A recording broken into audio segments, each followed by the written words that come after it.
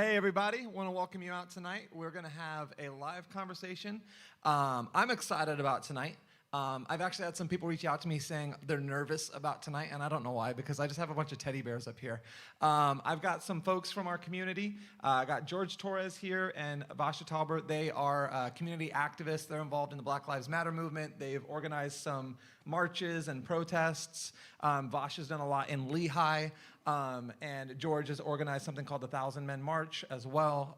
So they've been very active in the community, trying to raise awareness to what's going on in our society right now. And then on my other side, we have Mr. Jim Levins, who is currently running for sheriff of Lee County. And I'm just going to give you guys, I kind of introduced you a little bit already, but just take, if you can, just maybe 30 seconds and let us know a little bit about yourself. So, Jim, if you want to go ahead. Okay. Is it on? The green light will come on. I got you. There we go. Okay, my name is Jim Levins. About 2 years ago, I retired from the Lee County Sheriff's Office, where I did 30 years. I retired as from the patrol division as a major. I ran internal affairs at the Sheriff's Office for 7 years. I ran homicide for many years. I was also the captain out here in Lehigh. Family man. My wife, Angela, was also in law enforcement. She currently teaches at the police academy. She retired from Florida Department of Law Enforcement. We've been married 25 years now. We've got a cattle ranch in North Fort Myers. We've got 4 kids, 2 grandkids, and 1 on the way.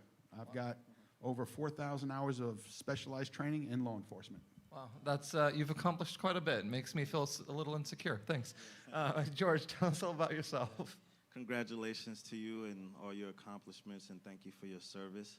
I appreciate that. My name is George Torres, and my greatest accomplishment is being a dad and having all my hair. So watch it. That was a low blow. It already got controversial, guys. Sorry. Cut the tape. Sorry. And I work, and we've been involved in a movement, and I met Vasha, and we've been working for the past month together and shooting ideas, and now we have this opportunity, which I truly believe should be our next step to reconcile and see exactly and just listen to each other. We can do all the marching and the looting in the world and find ways to justify it, but if we don't sit down and actually draw out a plan, you know, it's irrelevant. All the burning, marching, screaming is irrelevant. Cool. Well, hopefully we're able to have a conversation that leads to that tonight. Vasha, go ahead. My name is Vasha Tolbert. As George mentioned, I just started working towards the Black Lives Matter movement. I am a native of Florida. I do, too, want to thank you for your service. And tonight, what I'm just hoping to gain is just some level-headed understanding. You know, so I'm excited to see how the conversation goes and just to gain some new insight on both sides. Awesome. And for those of you guys that don't know, I'm Pastor Daniel. I'm the lead pastor here at Victory. Grew up most of my life overseas in Fiji, third world country, but I have a unique experience of kind of being a minority myself, growing up as the only white family in our community. And so grew up a lot around everybody in my life was a person of color. So a lot of the things that are going on right now are very near to my heart, and I want to facilitate a conversation because I grew up in a culture where there was a lot of distrust and animosity, and a lot of that could be resolved with some heart-to-hearts. And so my hope is that we have conversations that are going to help people move forward. And I don't know if tonight's conversation will change anything from a legislative standpoint, but I hope that it changes some mindsets and causes people to look across and reach across the other side of the aisle and see somebody as a brother or a sister so that we can all come together in love. So that's my hope for tonight. So I've got some questions to get us going. I don't know how long this will go, somewhere around half an hour, maybe an hour if the conversation's super juicy. If you keep on hurling insults, we might have to cut it shorter, I don't know. But we're gonna start off with some questions, and we're just gonna have a free-flowing night. So I have questions prepared, but if questions pop up, feel free to just chime in and we'll see where it goes. So my first thing is, obviously right now we're in a time where there's a lot of unrest. There's a lot of distrust between members of the African American community and law enforcement. So how do you personally feel about what's been happening lately, whether the issues, I mean, a lot of it kind of started with this recent conversation with Ahmaud Arbery, and then it goes from there to Breonna Taylor, and then it goes to, you know, George Floyd, and How are you feeling? So I'll start with you, Vasha. I think that a lot of, the black community, it's an understatement to say, well, I feel tired. That's pretty much the only word that we can think of and just shoot out. But this has been a generational situation and problem for a while. So right now, how I'm feeling is disheartened, and I'm feeling resilient, believe it or not. I think in times like this, we've seen where the black community, we rise up, and we're willing to stand on the forefronts in order for change to come, in order for change to happen. So although I'm feeling tired, although, it's disheartening to see that we still don't have the equality that we deserve, that we need. We don't have equal rights, and trying to get that message across for generation after generation, it's tiring, but still I think it's definitely stirring in some, resilience in me. That's awesome. And George? I'm upset. I'm angry. I'm scared because I have 4 children at home, and I put a lot of time into them. I invest a lot into my children, time, teaching, keeping up with grades, going to sports, going to violin recitals, just, playing, talking when I don't want to talk. When I walk through the door, I got to take advantage of the times that they do want to give me attention, because they're going to get to an age that when I walk through the door, it's like, whatever, he's here. So all of this investment that I'm putting in, sometimes I'm going to get to a point, because I have 2 15-year-olds, I'm going to get to a point that I have to let them go out to the movies. I got to let them go out to the prom. I can't keep them in the house forever. And for my investment to be gone just like that, because my children are biracial, they're Puerto Rican and black. And my 2 sons are very melanated, you can tell. My 2 daughters, they're a little bit more lighter skin, but my 2 boys, they're very melanated. So right now, I gotta prepare myself. Okay, my son's 15, he likes this girl likes him, when is it gonna, pretty soon, Dad, I wanna take my girlfriend out to the movies or something. I just don't want that phone call. I don't want that phone call, because I'm that dad that doesn't fit the stereotype. I'm that dad that's putting in that work. I'm that dad that teaches my children how to get pulled over. I'm already teaching how to get pulled over. And I have 2 15-year-olds, a 14-year-old, and a 12-year-old. They're not, I'm already teaching them how to get pulled over, okay?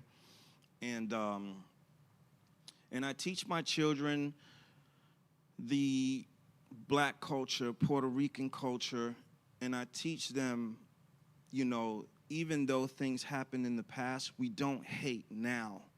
We rise above a certain mindset. You see what I'm saying? If we're talking about racism, I teach my children, you don't hate it, you rise above it. This is your shield, and this is your sword.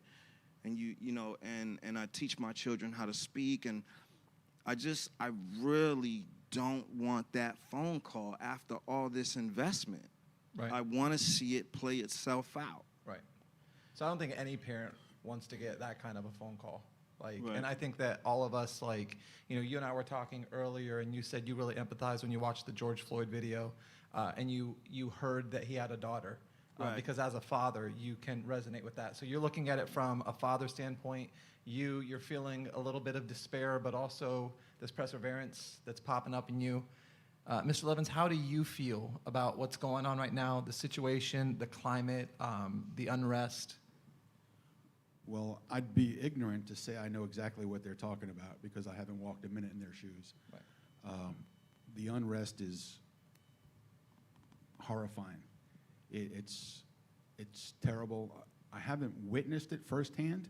My 30 years with the sheriff's office, I haven't had any of the issues that you guys are talking about. And because I never looked at people as people of color. It's just, you know, you're doing your job, and it's a citizen contact. And I worked Harlem Heights for many years. I worked Pine Manor. I worked Anderson Avenue, and I worked in the jail. And I get along with people. I get along with everybody. And that's the way I wish everyone could act. And I think that what'll help, definitely helps, is we have the Citizens Academy. I urge everyone to go through the Citizens Academy. They show you, I know there was an activist a couple years ago that actually did the Shoot, Don't Shoot program. And when he got done, he was totally different, totally amazed at how you have to react in a split second. And that's very important. Also riding. When I become sheriff, you know, as I said please come with me. Come ride the day with me. Ride with my officers and see what it's like. And we need to encourage people to work together. And, you know, you talk about the unrest with the George Floyd, I call it what it is, a homicide. I called it, the day it happened, I was on Fox News, and I did an interview with him. It was a lengthy interview, but they only did segments of it. And with my years of internal affairs and homicide, I called it a homicide the minute I saw it. There's nothing that officer can tell me that's going to justify what he did. Right.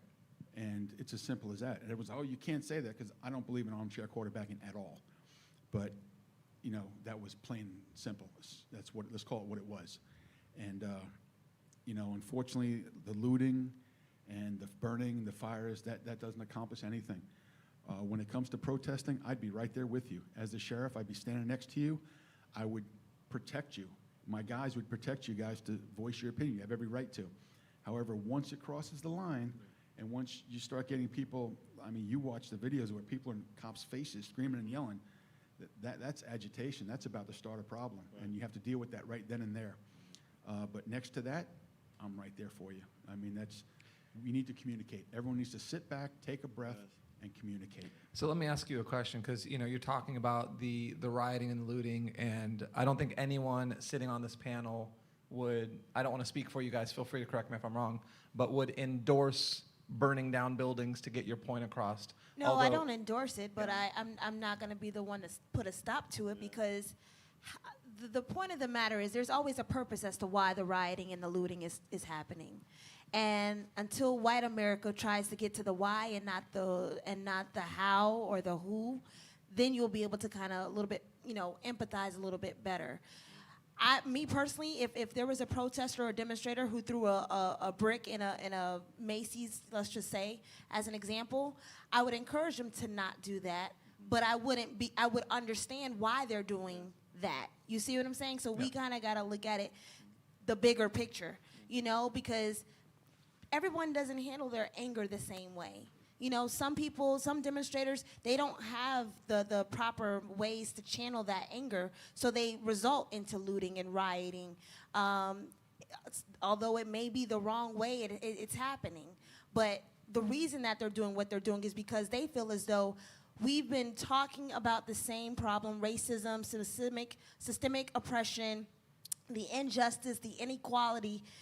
When it comes to the black community, at what point will white America turn their ear to the conversation? It had to take stores being burnt down, bricks being thrown, agitation of police officers, sometimes even resulting into deaths of police officers, in order for white America to lean in and say, okay, this is a problem. You know, so that is how we are kind of depicting this situation.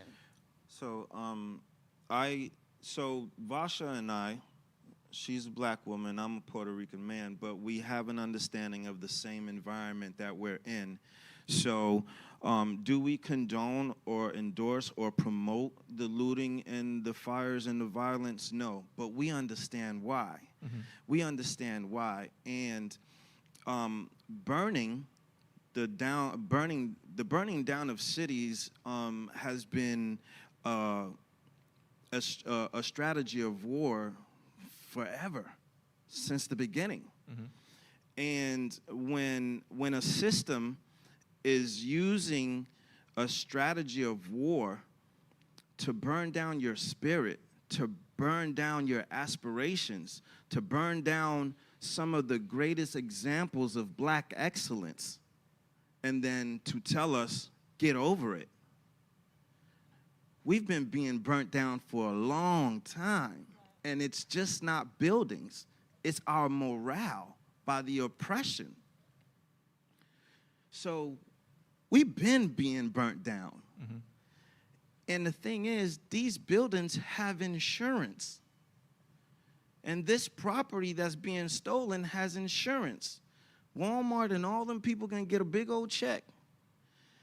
But there are too many countless black and brown lives that don't have insurance, that won't come back, that you can't remanufacture. Yeah. So if I'm hearing you guys correctly, it's we don't endorse this. We're not going to go and do that ourselves, but we understand the heartache and the pain and the frustration that would lead somebody to feel like that's their only course of being heard. Is that accurate? Yes, and the thing is, everybody's not a soldier, everybody's not a general, everybody's not a nurse, everybody. See, Vasha and I, we're in a different position of the protest. We're at the part, the guys out there looting and burning and everything, they're the ones making the noise so we can sit down and do this. Because if they didn't make the noise, we wouldn't be here. Right. So it's a part of the whole thing. Is it right? Right. No. Yeah. Is this the first time that things been being burnt down? Right. No. Right. So let me just toss that question over to you, because I'm sure you probably see it a little differently. Oh, way differently. Okay. When you talk about throwing rocks through windows and that rock hits somebody in the head and kills them, that's an issue. When you said, if that's what it takes, killing a police officer, our conversation just stopped. That's not acceptable in anyone's eyes. It wasn't acceptable what happened to George Floyd, so how could it be acceptable for it to happen to a police officer? So you talk about ways to stop talking. Once you do that, that stops the conversation. Nobody wants to hear another thing that's going to be said from that point on. But you really surprised me when you said, if that's what it takes, that's what it takes. I know you said you didn't condone it, but I hope that you don't take what I said out of context. What I meant was... I'm hoping I did. You're okay. What I meant was, in order for this to happen, that had to happen. Okay, but this is already happening.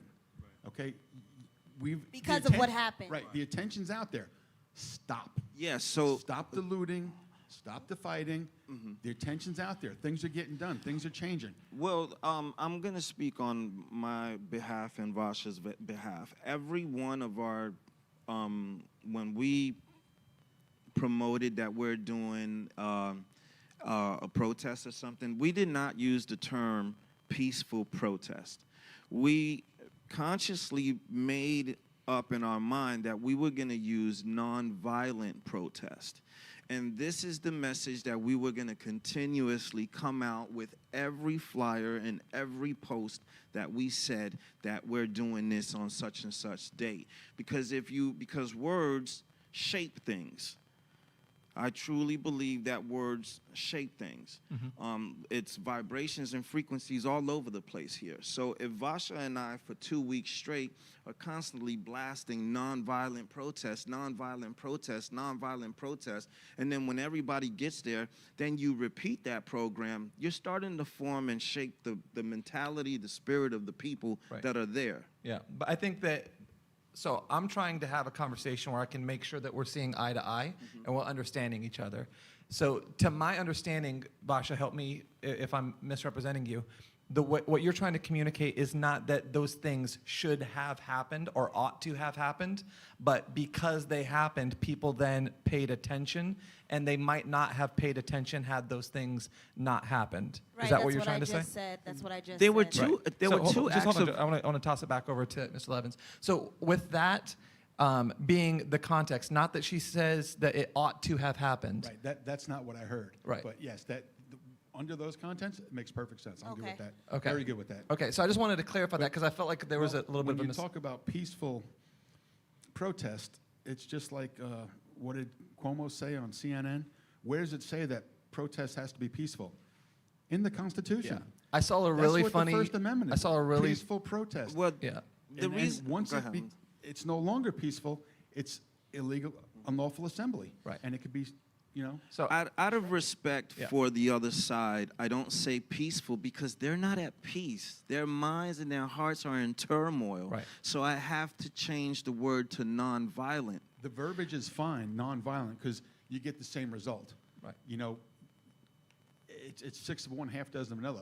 Peaceful or nonviolent, as long as it is not violent. That's what's important. Right. And I'm one for pushing the envelope. You can push the envelope a little bit. Yeah. You can raise your voice. You can push the envelope. But once they say, okay, we need to back down, we need to back down. So let me ask you though, understanding as, are you a father? I'm assuming. 4 children and 3 well, Oh, you 2.5 did say that grandkids. earlier. Yeah, I wasn't paying attention. I'm sorry. I heard a horse ranch and I was like, that's awesome. But you know, as a father, seeing somebody like George Floyd being killed, and you as a police officer having worked homicide, looking at that, saying, no question about it, expert opinion, which I would defer to you as an expert. That's a homicide. And then you have those situations that have happened time and time again. Can you, as a man, as a father, empathize with not condoning at all any sort of violent behavior or outburst, but can you understand the emotion behind that? Of course, most definitely. And like I said, the day that incident occurred, when I viewed it, I called Fox News and said, look, I need to comment on this. And they came out, we did an extensive interview, and they cut it down. But I called it a homicide day one. I knew exactly what it was. And more importantly, including the appointed temporary sheriff now and anyone else running in this race, I am the only one that has ran internal affairs for 7 years, have actually investigated officer-involved shootings, have actually arrested officers on 3 different occasions for breaking the law. Right. Okay, I've been there, I've done it, and I'll do it again. And I would have no problem putting handcuffs on that George Floyd case, that officer. You know, I'd have no problem at all putting handcuffs on him because he broke the law. Well, let me ask you a question as well, because I think that what we see is that sometimes in police circles, again, as an outsider perspective, so take the fact that I'm ignorant speaking, but we see a lot of times what appears to be an allegiance to a fraternity in the police office instead of an allegiance to a humanity as a human being.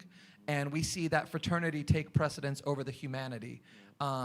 Has that been your experience? Why do you think that seems to happen so often in cases like this where you have somebody that, the Ahmaud Arbery situation might be a good example, because that was somebody that had police connections, and you know, they were interviewed on the scene, they were allowed to go home, and it wasn't until they were told not to prosecute, it wasn't until this video surfaces that everyone starts to take it seriously, where all the facts were there before. The police had access to the same video that we have access to, but it appeared that there was at least some sort of a cover-up or whatever involved. And the police report on George Floyd is different than what we see on the video, if you've read that. In the police report, it looks like it was an accident, or he was resisting arrest, or all these sorts of things. So why do you think we find ourselves in the situations where occasionally, not always, but police officers will kind of take each other's sides instead of taking the side of right and turn somebody in or prosecute an officer? Okay, there was a lot of information there. Sure, sorry. The first part is failed humanity. Mm-hmm. If a police officer sides with another police officer just because he wears the badge, that's wrong. Awesome. You have to deal with it on a case by case. I did. I ran internal affairs for 7 years. I'll bet you between 20 and 30 individuals got fired under my watch because they violated policy to an egregious point where they needed to be let go. And that's what we did, because if you don't address it, it's going to be more problems. And like I said, I've arrested 3 officers. It happens. And I've got no issues with that, no problems with that. And any officer that says, well, he's the cop, so you got to look the other way, that's wrong. And I think of all the TV shows you see. What do they say about the people in internal affairs? Oh, here comes what's these internal affairs. It happens. It's true, it happens. But you know what? I enjoyed being in internal affairs, because if you as an officer made a mistake, you're going to learn from it, and everyone else is going to learn from it. If you were wrong and bad and did something malicious or criminal, you'd come to my office and I would tell you, don't bother talking to me, because I'm coming after your badge. Mm-hmm. You were wrong with what you did, and that's the way it's going to end. And I know one of the questions was part of about people on administrative leave with pay. Okay, you actually don't have to pay people. At first, they go on administrative leave with pay. Then you have what's known as a Latimer hearing. You can take the pay away for as long as you want. And then address the other thing where you talked about not arresting those guys in the Arbery case right away. Mm-hmm. A lot of people don't realize once you put handcuffs on people, you have 28 days to file charges on that case. Mm-hmm. So there's a lot of background that has to be done on a case. So there's no advantage to putting somebody in jail the minute it happens unless they are a danger to society, which we can say is a danger because someone died from it. But that's where prosecutors have to slow down a little bit, because if they don't get it right when it goes to trial, who are you going to be looking at? The prosecutor. And so for him to rush the case, it's just wrong. He needs to take his time, but the right thing has to be done. It's as simple as that. But do you think that there's, and I agree, I don't want to see a case against a murderer fall apart because somebody didn't cross their T or dot their I. I would hate to see that happen, like somebody get set free on a technicality, but at the same time, justice, if it's too quick, we might lose justice, but if it's too slow, we might lose justice as well. And in this particular situation, we see, I believe well over a month went by. They were interviewed at the scene, they weren't even taken in for questioning, any of that. They had the video, there was, and this goes outside of law enforcement and it goes to prosecution. The district attorney or whoever it was had a relationship with one of the gentlemen that had shot Ahmaud Arbery, told them to leave it alone because he had connections with them, having been in law enforcement. So when we see situations like that, and it appears to be a cover-up, or we see a police report in the George Floyd situation that doesn't match what we see on a videotape, what do we do about that? Well, that's where it came to me in internal affairs. Right. And I would investigate it and make sure everything was done right. All you can do is if there's a complaint or something that happens and you're a citizen, a civilian, just call internal affairs. Or you better go down to the sheriff's office. Make a complaint with internal affairs personally. Get eyes on somebody. I want to make a complaint. I want to give a statement right here.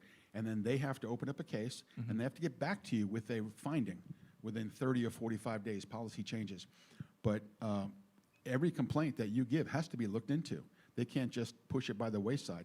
I'm talking something as simple as an officer was rude to me last week. What's going on with that? I want to, and you have the right to find out and for it to be investigated. If I may, I have a question, because the atmosphere that we're seeing from the whole policing system, the whole attitude, the environment that we're seeing from the predominantly most of the policing system, and the way you speak, they don't match. You speak more accountability. As sheriff, how are you going to implement and bring into fruition an environment of accountability in your department, in all the departments? What are you going to do first at the academy before they even get to the police department to start implementing a spirit of accountability? Notice that he said as sheriff, so Right. he's really Yeah, optimistic he's with about me your too. chances. Yeah, He's a very he's smart voting. man. He's voting. I didn't Jim realize Levins. how smart he was till we sat down. The very first thing you have to do with officers, Making up for the hair thing. Yeah.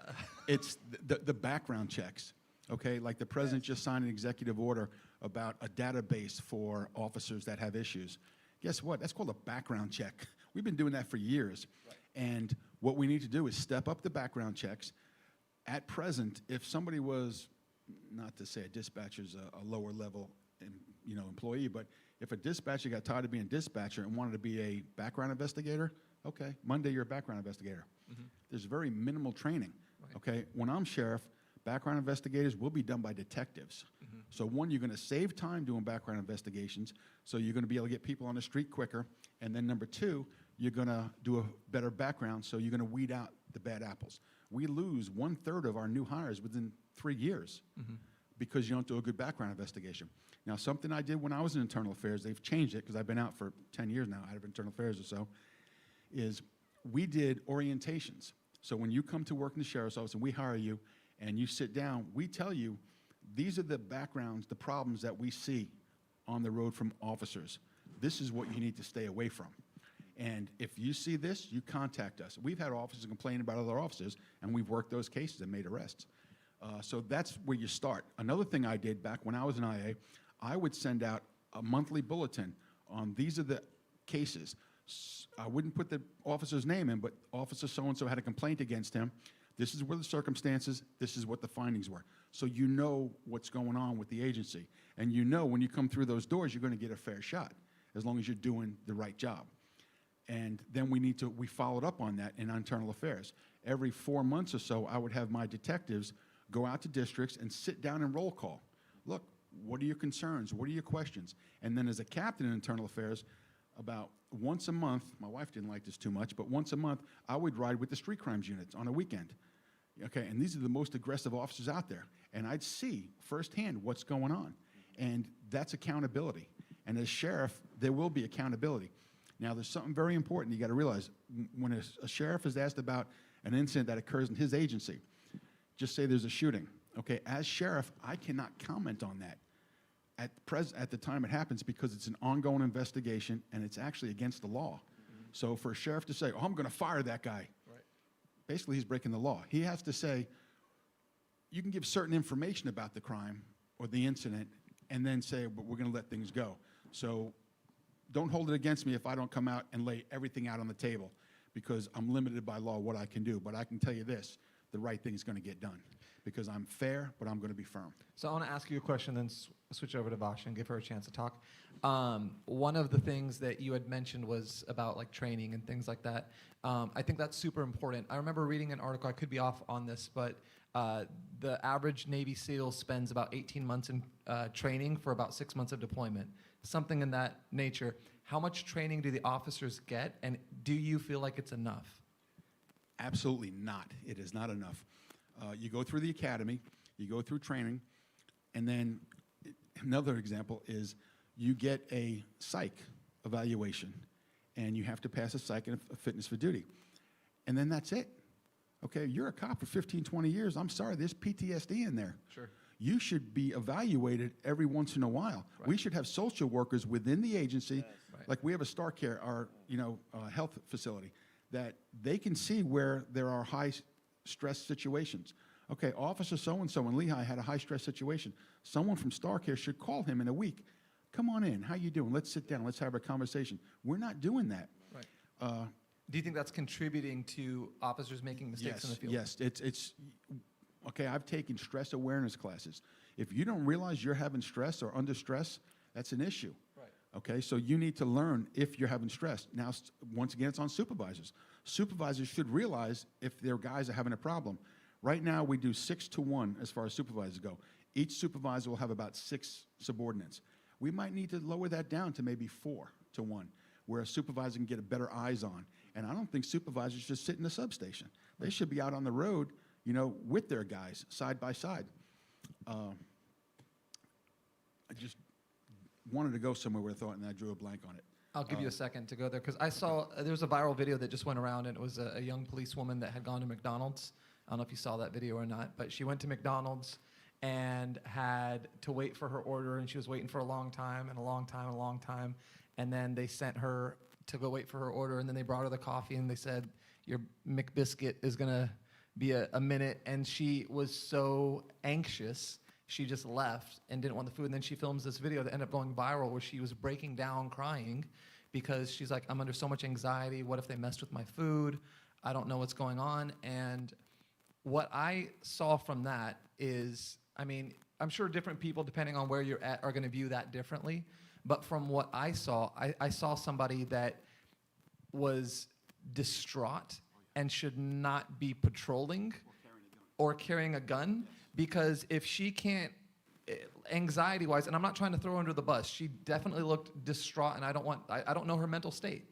But when she is shaking and filming this video in tears, and a lot of people were making fun of her, I don't want to make fun of her because I don't know her story, I don't know what she's been under, I don't know what her life looks like. She could be incredibly stressed out. But what I can say is you put her in a high-pressure situation, and she has a gun on her hip, and she already can't handle that her McChicken was 5 minutes late.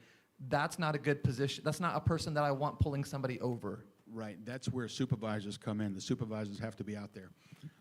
The other thing that we have in place, well, was in place back then, is an early warning system. If an officer is involved in 3 uses of force within a certain amount of time, as the commander of internal affairs, I went over every use of force. Mm-hmm. And then if a certain individual is involved in 3 of them, it comes up on my screen. And then I review all 3 of them again, make sure they're all still good, that I didn't miss something. And then I contact his direct supervisor and say, look, so-and-so's, in 3 uses of forces, they're all clear, but keep an eye on him or her. Make sure there's no home issues, pull him in, make sure he's not having marital problems, any kind of drinking problems. See if maybe he needs a change of scenery, a change of district, change of zone, maybe night shift, day shift. See if we can help him. And that's not being done enough. And that will end these things right where it starts. Right. Because look at the soldiers go over to Afghanistan, they come back with PTSD. Right. After, 2 tours, 4 years, 6 years? Officers are in 20, 30 years. Right. And they never get checked a second time. Right. And it's like, if you talk to somebody, and that's the old days. If you talk to somebody, they say, suck it up, buttercup, you're fine. Right. That's the old days. You need help, you need help. Not that Get old. help. I grew up in that too. Just yeah. pour glue in the cut. But you're fine. if you're having a problem, you have an issue, you need to get help, and you will get help. Right. Yep. So I'm going to toss something over to Basha. That's really encouraging, too, to hear a member of law enforcement say that there does need to be increased oversight, accountability, and help for people that are struggling with PTSD and things like that. We need to make sure that people that are stressed or, going through anxiety, they're not in a position where they could do harm to somebody. Well, it even goes one step further than that. That's just for the officers. If you want to go into one of my programs is majority of our calls, we're dealing with emotionally challenged individuals, people that are threatening suicide, that need to be Baker acted or attempted suicide. One of my programs is going to be a special response team. Right now, if you're in a car crash with a DUI, we send a traffic unit, okay? If we have these other situations, why aren't we sending a special response team?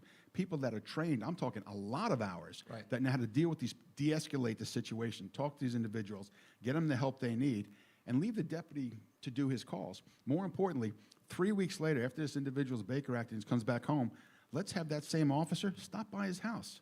Hey, Steve, Officer Joe here. I was just stopping by to see how you're doing. Right. Now, that individual doesn't deal with us on only a high-stress situation. He deals with us on one-on-one, and that's important. It all starts, once again, with SROs, with the students and the officers in school. That's very important. I see certain places are talking about defunding or getting rid of SROs. SROs are so important. You need that kind of communication with the children. Right. And I know you talked about before about teaching your sons how to be pulled over in a traffic stop. We need to teach that in SROs. It's not something you really need to be taught. It's just be respectful and be nice, and Right. you don't have to kiss up to anybody, but Right. just be respectful and be nice. Right. And if they're not respectful to you, Yeah.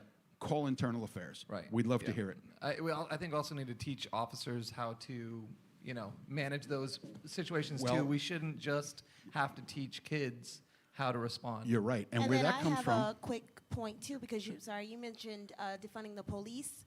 I'm for defunding the police, and the reason that I say that is my interpretation of defunding the police is reinvesting those funds that you guys are getting in the budget. And the reason that I say that is because our communities, the black and brown communities, are underfunded. So if we already don't have a relationship with our local policemen and women, where is the money going? You see what I'm saying? So in order to kind of de-escalate the situations that we're seeing now in the black and brown communities, we need to start reinvesting the funds that we're giving to these local policemen and women and putting that back into the community. why does it have to be two separate issues? Why do you have to defund the police? Why can't you just give those people money? Why does it have to come from the police? Why do you defund the police Our just give them education money? systems are being Give them money from somewhere else. every year. The There could be budget two for the separate issues. education system is being kind of channeled and looked at as far as what can the government do to reinvest And the, that's the wrong. budget. But if they're going to look at our education for our children, they should be looking at that same Is that budget right for. or is that wrong?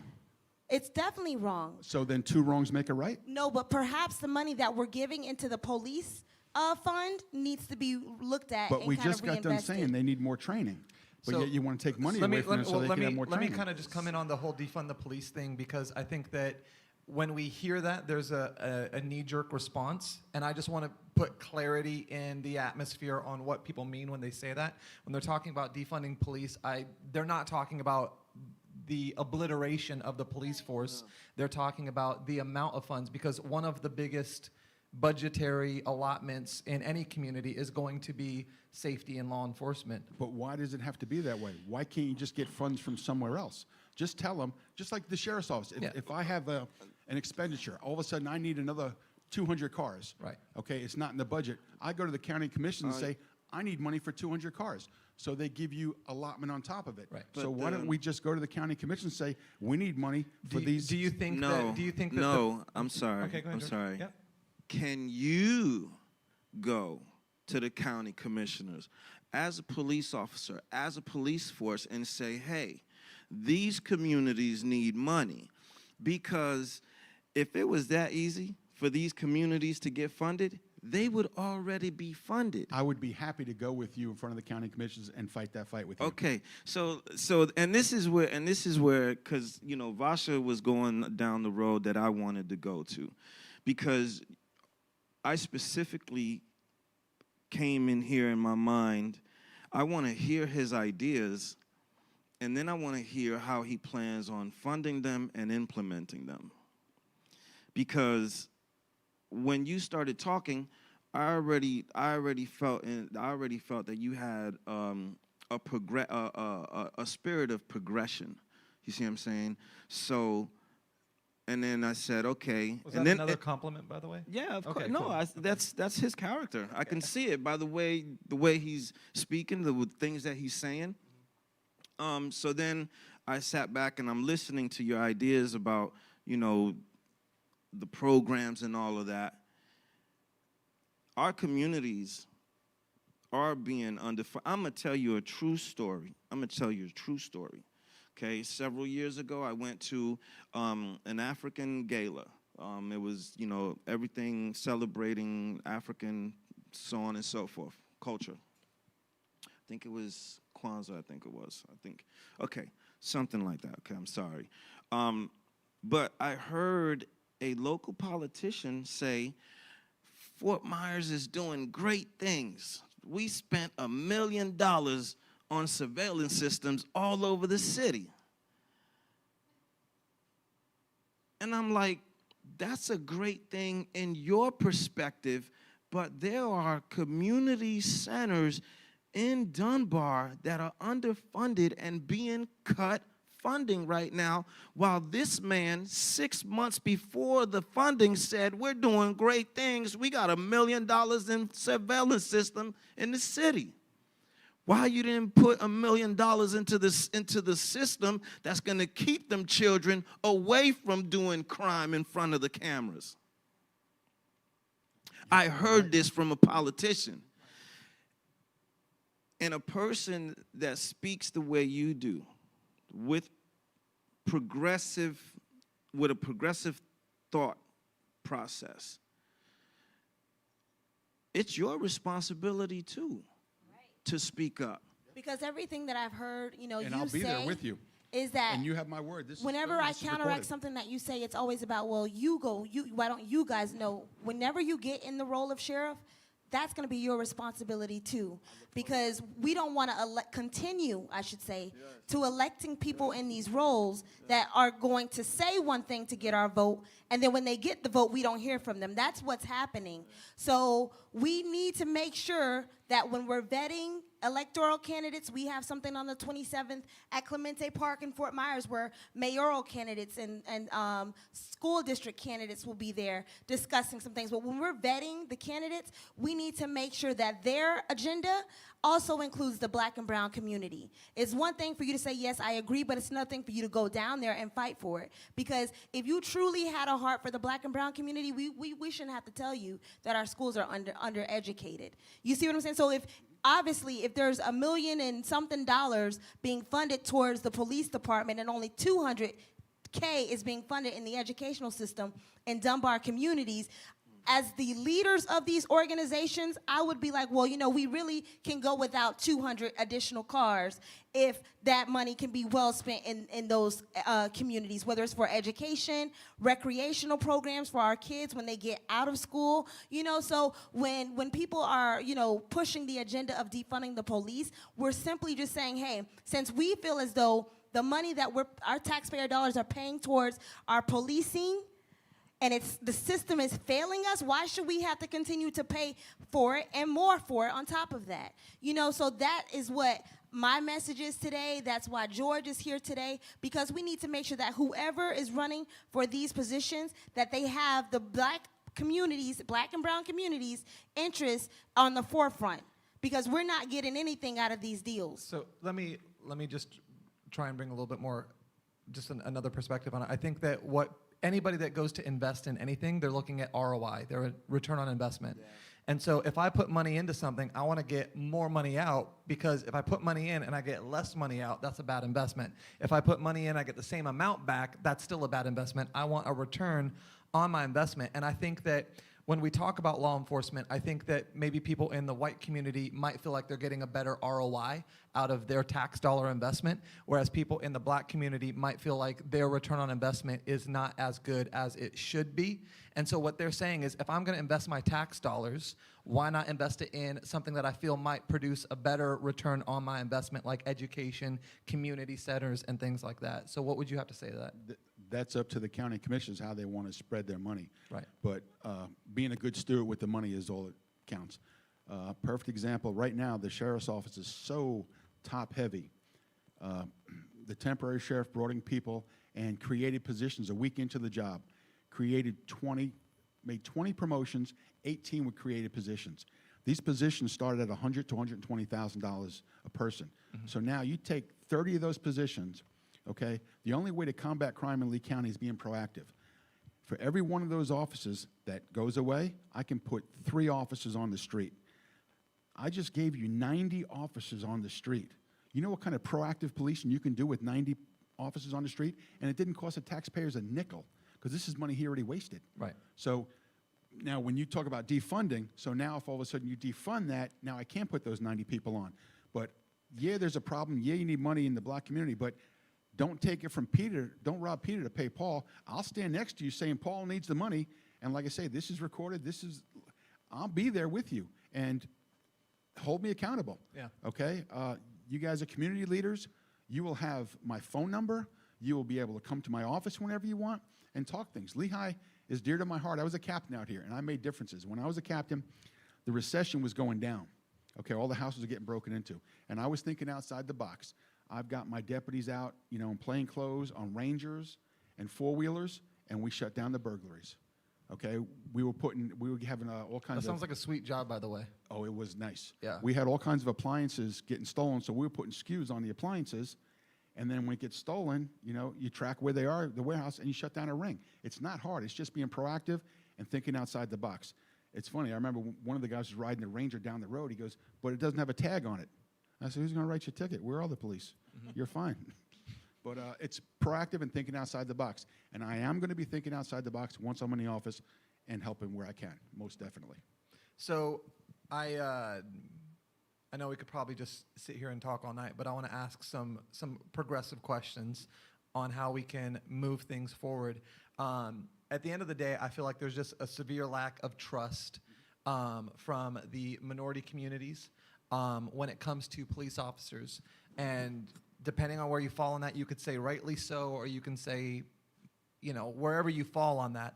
And so how do we go about rebuilding trust? So I'll toss the questions to you guys first. What would you need to see from law enforcement communities? And it's going to be helpful knowledge for you to know how to engage with them, how to gain that trust. So I'm going to ask them what they need to see, and then I'm going to ask from your side what you feel is the responsibility of law enforcement. So Vasha, we'll start with you and then go to George. What do you need to see to regain trust in law enforcement? Well, just some practical things that I'd like to see happening is, we don't really know a lot of the police officers, and they've been serving in this community for 10, 20 years. Why don't we know your name? The only time we see our policemen and women is if there's something bad that happens. So if that's the way the relationships are being introduced, that's how we're going to see you. We only see you when something bad happens. Right. And a lot of the times it's the white communities that are calling, making those calls when they, kind of see that something bad is happening or what have you. But we need to start seeing our policemen and women come around more often, introduce themselves. They're not, on post, when it comes to our communities. The only time we see them again is if something bad happens. So, their presence. Not only that, I'd like to see the racial profiling decrease. I've been affected by racial profiling, driving the wrong car. Right. So that training needs to be a little bit revamped. I feel like, when it comes to the training programs, it should include, racial biases, the same way that the companies ensure that, they send the message, hey, discrimination is not tolerated. Are you testing your policemen, off of racial injustice and racial biases? So that's another thing that I'd like to see. Whenever the communities are having events, do you guys just, stop by? Like, there's no relationship when it comes to the police, men and women. We don't have that relationship. Right. So you want one then? Right. The white community has that relationship. Your clubhouse has that relationship. Yep. You guys have that relationship with the clubhouse members. Why can't you have that relationship with the black and brown community? Yeah. When I was captain in Lehigh, I used to go out to Charleston Park all the time. We had the functions and the barbecues and stuff. I was out there all the time. I'm from Charleston Park. Cool. So Charleston Park, yeah. Okay. I was born and raised there. Okay, yeah, I was out there all the time. Probably Charleston Park with, Day. with the pink shirts, and brought my daughter at the time. My Okay. daughter came with us. We had a great day. We drove around the neighborhood with the lights and sirens going. We had a really good time. All right.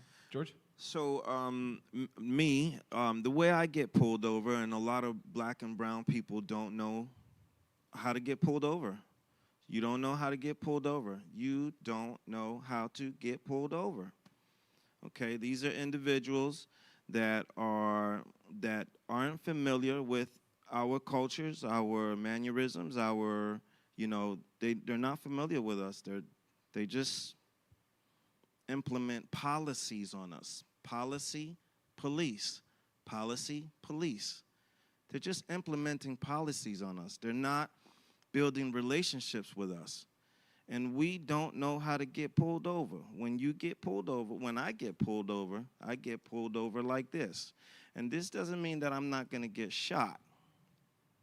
But this just gives me and them a little bit sense of security. This is how I get pulled over. I roll all 4 windows down. I turn the light on. I have my paperwork in my hand with my hands on the steering wheel. That's how I get pulled over. Okay? I'm going to tell you 2 different situations. One situation, it was 4 o'clock in the morning because I was going to work, got pulled over by a sheriff.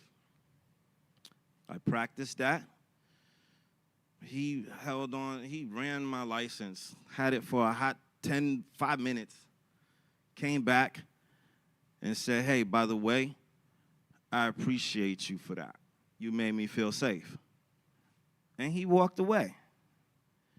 You see what I'm saying? So the thing is that we need to be able to build a relationship between the police department, so we can at least give you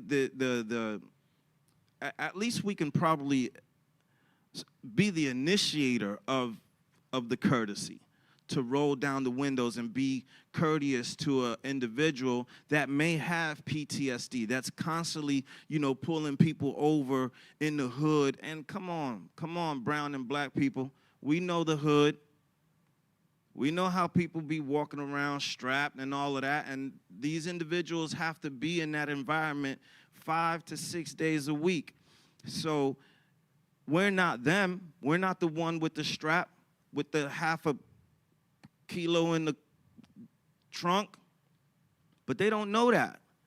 They don't know that. So let's be the initiators of setting the tone and teach your departments how to respect that tone, how to identify it, because we not all the same. All of us don't have a 9mm waiting for you underneath the seat. So if we are the initiators of that tone and the tone is safe, then the police department needs to learn how to respect that and don't lean on their bias, or don't lean. And this is why I keep talking to you. What is your plan to implement the spirit, the perception, the character that you have? Not your policies, Not your policies. Your policies are on paper. I'm talking about you, like the way you approached it. What's your plan for that? Lead by example. Exactly that. Something else that a lot of people don't realize, and I hate to use the term white privilege, but someone becomes a police officer, and then you put him working on Anderson Avenue, and he's never dealt with black people before. Now all of a sudden he does a traffic stop, and the guy kind of lips off a little bit, and he flips out. Okay, I worked in the jail 3 years. I worked Harlem. I worked MLK. I get along with people. If someone mouthed it off to me, I wasn't threatened. I just dealt with it. You moved on with it. So people need to work in the jail first. You're working with individuals for 10 hours a day. You get to read people. You get to know where there's a threat and where there's not a threat. And that's a big difference. So that's training. You need to train. So what you just described, that scenario, actually scared me a little bit. You're getting pulled over, you put the windows down, you get your papers, okay? As I'm walking up to the car, where were your papers? Well, I usually grab my There papers you go. first, turn the light on. As I'm walking up to the car, you're doing this. Yeah. Now, as a police officer, 4 o'clock in the morning, I see you moving around the glove part, I'm nervous. So I would say don't even grab the papers. The windows are nice, but just sitting there and say, hi, officer, how can I help you? License, registration. Okay, it's in the glove compartment. Do you mind if I go there? If you have a weapon, let them know.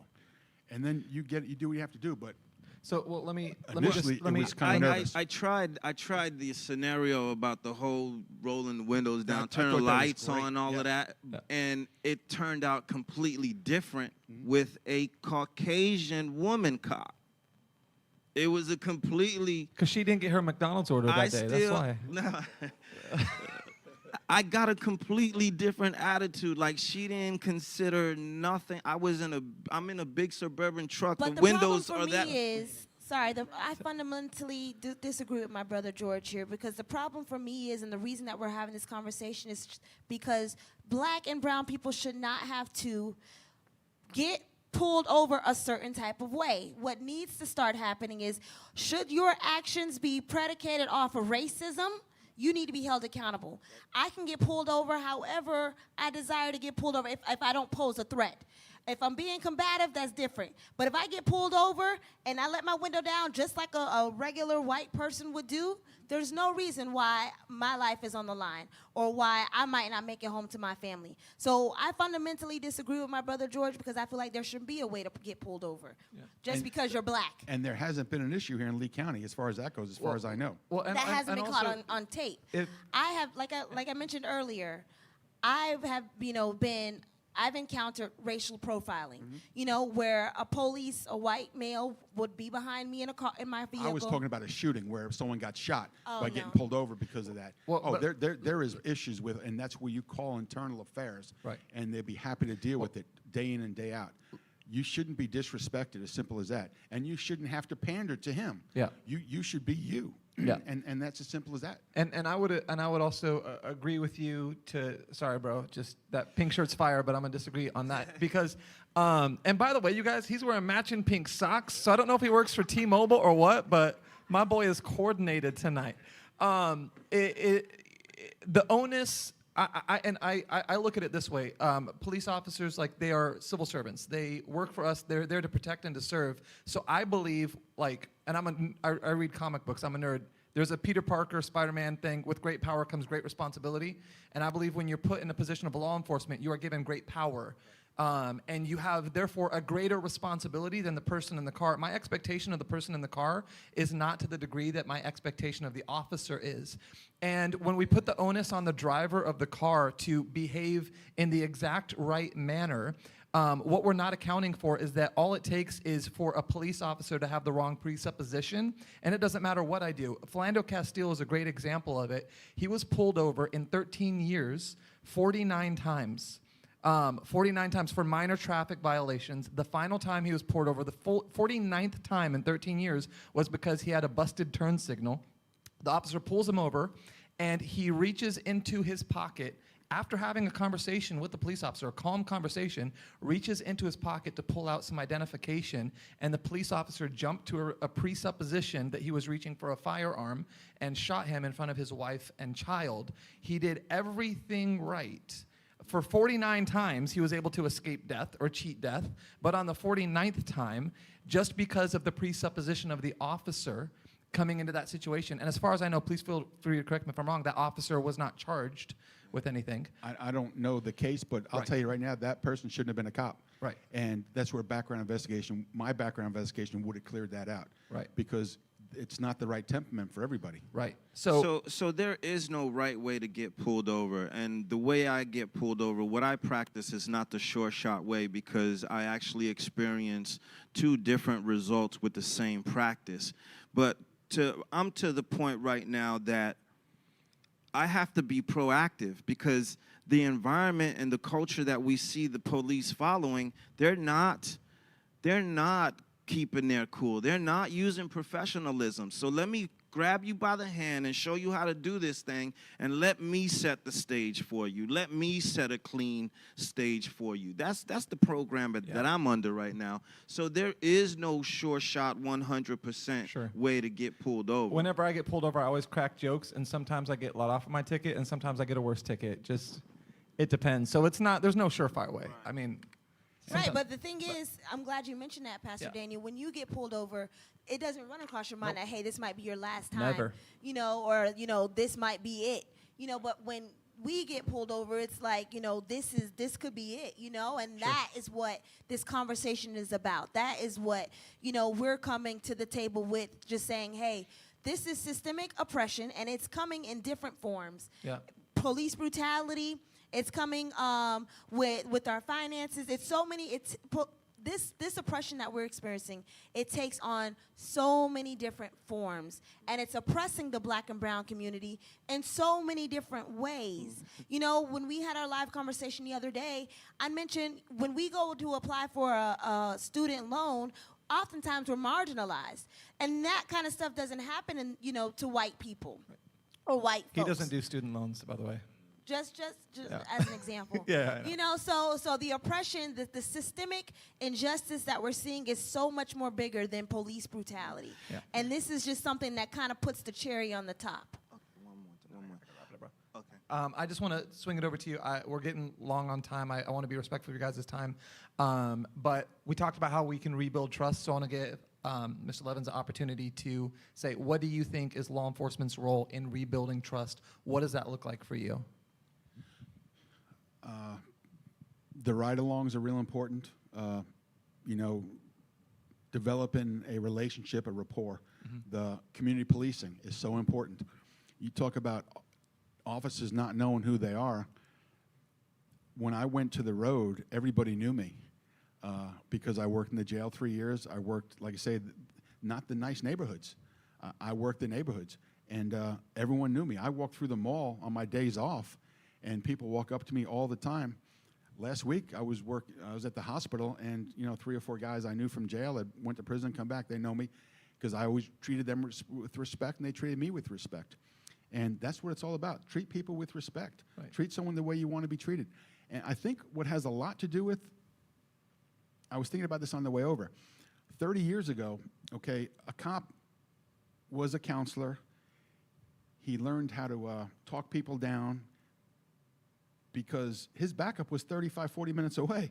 So Right. you don't want this situation to get out of hand. Yeah. So you're a little bit more lenient. You're a little bit more talking. Now you got 2 or 3 cops standing side by side, and you might be a little less willing to talk to somebody and discuss with somebody. But we need to start by, and I know it's easy for me to say trust each other and take a breath, step back, because I didn't walk a minute in your shoes, so I can't.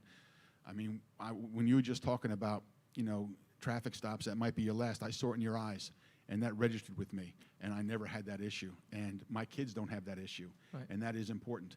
And I think a lot has to do with the training of the officers. Right. And, when you start talking about defunding, I think it's separate issues. We need to get the communities the money they need, they rightfully need and deserve. That's what we need to push. And if that means community leaders such as myself coming down, standing with you, I'm there. Going down to the county commissioner's office saying, hey, we need to give money. And if I've got to say we've got to give some of my budget, I'm willing to open up some of the budget, but we still have needs. The sheriff, when he puts in his budget once a year, he puts in a budget of needs. This is what he needs, and he should be accountable. I can unfortunately say that right now, the way the budgets go, they say, what was there, a 3% increase? Just take last year's budget and do 3% on it. Wrong. That's not the way to go. I remember when I was in IA, I had a budget one year, $9,000. The next year we're doing the budget. They go, okay, we'll give you $9,000 next year. I said, I don't need $9,000 because I used $3,000 on desks. We don't need desks. Just give me $6,000. Well, we're going to give you the $9,000, and if you don't use it, give it back to us. That's wrong. You need to do zero-based budgeting each and every year. So if you can be a good steward with the money, there might be money left over. I might not need what they're saying, and that's all going to start from the top, and I will be accountable. And the way I'm accountable, it'll happen before that, but in 4 years, if I'm not doing my job, don't reelect me. But meanwhile, up until that point, you'll have my phone number. You come and sit down. We'll go to lunch one day and say, Jim, what are you doing? You're not getting it done. And anyone that would be closed-minded at that point is ignorant. And I'm not going to be closed-minded. You can always do something better. And information is what's important. Well, I appreciate so much you coming and having this conversation. I talked to a couple members of law enforcement, and some were nervous to come and sit in the seat you're sitting in now because it's an uncomfortable conversation. But I'm appreciative that you would be here. It says a lot about you, and I'm interested in learning more about your policies and what you plan on implementing as you run for sheriff. And I've heard a lot of great things about you. We have some mutual friends that have spoken extremely highly of you, and you showing up tonight, being willing to have this conversation, it means a lot. And I'm so thankful to you guys for what you're doing in the community, especially by setting an example, like he said, leading from example of, hey, we're going to protest non-violently because we want to see change in our community, but we're not going to jeopardize our communities, because at the end of the day, I understand the pain people are going through that would drive them there, but we have an obligation to protect our communities from every threat, whether it's foreign in the terms of somebody else, or domestic, meaning the people that live in our communities. And it doesn't do us any good. Yes, they have insurance, but my people work there. You know what I mean? My brothers and my sisters work there. That's their job. And while the building might get a check and the corporation is okay, the people that work there are without jobs. I'm without access to a grocery store or a restaurant or whatever because my rage was channeled in the wrong direction. I want you, that's beautiful, because this is the flip side of the black community. I want you to listen to everything he just said. This is the flip side of the black community, because they want to work. They want to do this. They don't want their buildings burnt. They want to progress too.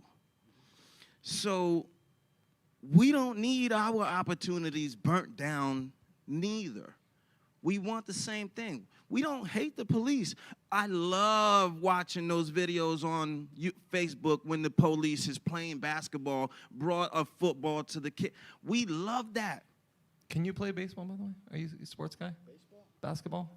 We I'm love. okay with we basketball. don't. I can bowl. We Oh, don't bowl. hate. We don't hate the police.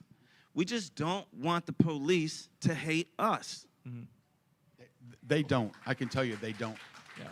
From what I've seen, they don't. But you were saying before, to get to know more about me, check out my website, levinsforlee.com. Cool. Not to pitch it, but also the You important just did. election We're there.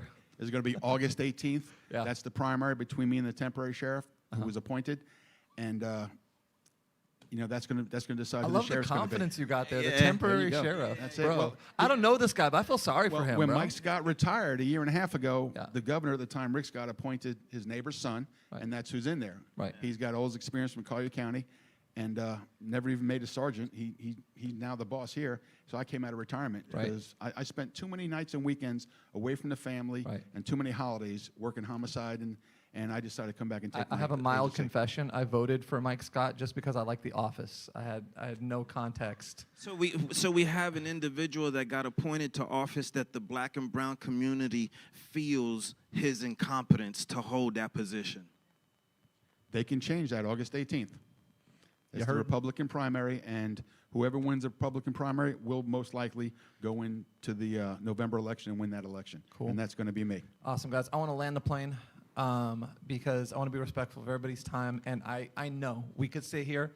I love these conversations. I could sit here till 4 o'clock in the morning, but there's some folks out here that got a meeting that are happening in this room. You guys, I want to be respectful of your time, and thank you for coming out and not keep you up until the wee hours of the morning. I think these conversations need to continue, and I thank you for being a part of this. I hope that you continue to have conversations like this and listen as you have. And I hope you guys continue to, raise your voices as well. And we do it in a way that is beneficial mutually to our communities and moving us forward and seeing progress in Lee County. Last week, I was at the Millennial Brewery where they did the Bridge the Gap. Yep. I was there, part of the panel, and we had an awesome discussion. It really was. I look forward. Unfortunately, I'm not going to be able to make the one this Saturday, but I'm going to send a representative for myself, and I will make the future ones. Cool. So we're having a thing at Clemente Park, June 27th at 11 from 11:30 to 1:30. We will be providing free masks, hand sanitizers, all of that. We do have a discussion panel, Q&A panel, and then we will do a march. Some people still need to march. It's therapeutic for them. It's nonviolent. And we have basically a Q&A session with prominent leaders, people that will be that are candidates. There's an individual that's already holding position in office. School district. Okay. And we have a fitness and nutritionist that's going to come by, a mental health I need to talk to professional. that one for sure. And voter Right. registration. So if you're not Voter registered to vote, registration. we encourage you to stop by. Yes, Even if you register. don't want to protest, we Right. encourage you to stop by to register to vote and update your registration if Yes. you need. All right. So we have a whole panel basically to educate people, our community, and to move forward. Awesome. And that was June we got music 27th. coming up. They're playing us off. It's the Oscars. June Guys, thank you for- 27th. June 27th. Thank you guys for coming out tonight. God bless.